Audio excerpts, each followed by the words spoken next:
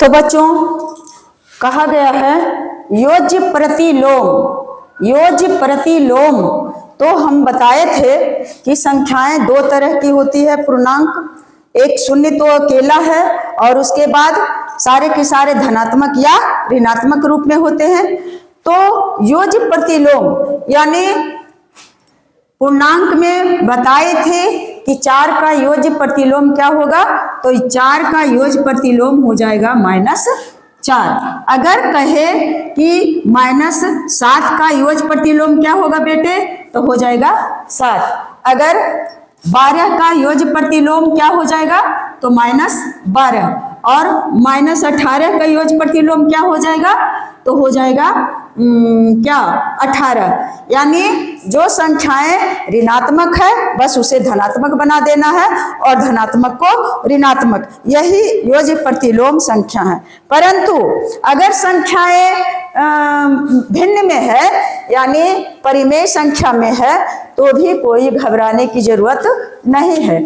अब दे दिया यहाँ कि -4/7 है, तो यह योज्य प्रतिलोम किसका होगा, तो इसका योज्य प्रतिलोम बस यह माइनस में है तो इसका योज्य प्रतिलोम हो जाएगा 4/7। तो योज्य प्रतिलोम का मतलब यही है एक प्रकार से कि उसका विलोम यानी उसको जोड़ने के बाद हमें शून्य प्राप्त होना चाहिए। तो अब देखिए तो इसे हम कर लेते हैं करके कि -4/7 है और इसको जोड़ना है 4/7 में। इसका योगफल कितना आता है, तो 7 और 7 का आ जाएगा लसाअ लघुत्तम समापवर्ती 7 और 7 में 7 का भाग देंगे 1 में -4 से गुना करेंगे -4 और फिर प्लस क्या 7 में 7 का भाग देंगे तो 1 और 1 में 4 से गुना करेंगे तो आ गया 4। इसका मतलब 1 माइनस में 1 प्लस में -4 में 4 गया तो आ गया कितना 0 और बटा 7, इसका मतलब 0 आ गया 0। योज्य प्रतिलोम इसका आ गया सही।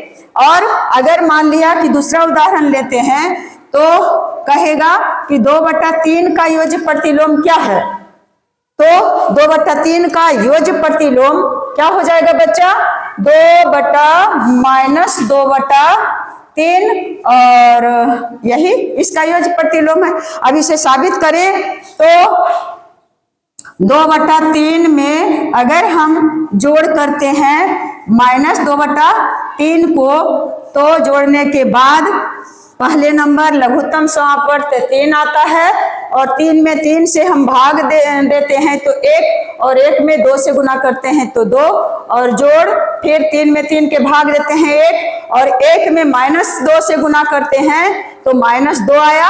अब कितना हो जाएगा बच्चा 2 और प्लस -2 और बटा 3। अब इसे 2 में 2 को घटाएंगे तो आ जाएगा 0/3 बराबर 0। योज्य प्रतिलोम इसका कितना होगा।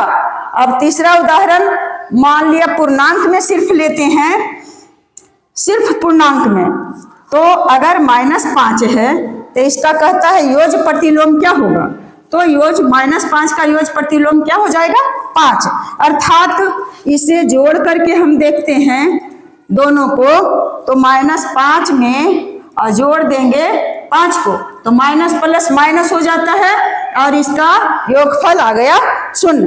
तो अब और कोई दूसरा उदाहरण लेते हैं। मान लिया जाए कि क्या 11 का योज्य प्रतिलोम क्या हो जाएगा -11। अब इसे बस योज्य प्रतिलोम में हमें बताना है कि आप दोनों संख्याओं को जोड़ करके और इस 0 आता है तो 11 में और जोड़ेंगे -11 को तो क्या हो जाएगा बच्चा 11 और जोड़ प्लस -11 और बराबर 0। तो इस तरह से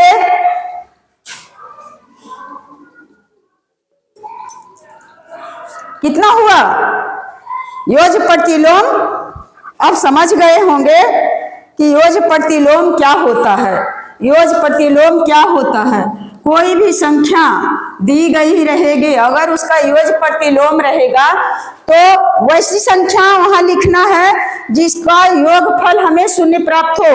उसे काटने वाली संख्या, उसका प्रतिलोम, उसका विपरीत संख्या कौन होगा, उसका विलोम क्या होगा, तो धनात्मक रहेगा तो उसका ऋणात्मक कर देंगे, और ऋणात्मक रहेगा उसका धनात्मक, चाहे तो वह पूर्णांक है या तो परिमेय संख्या है, बस धनात्मक को ऋणात्मक और ऋणात्मक को धनात्मक करेंगे, वही उसका योज प्रतिलोम होगा। -4 का योज प्रतिलोम 4/7, यानी अर्थात जोड़ करके बता दिए। हाँ, क्या चीज बता दिए, इसका आंसर आ जाता है 0। फिर 2/3 का योज प्रतिलोम, यह माइनस है तो इसको प्लस में हम ला दिए, अगर यह प्लस में है तो इसका योज प्रतिलोम माइनस हो गया, ये माइनस है तो प्लस है, और अगर ये प्लस में है तो इसका योज प्रतिलोम माइनस में हुआ।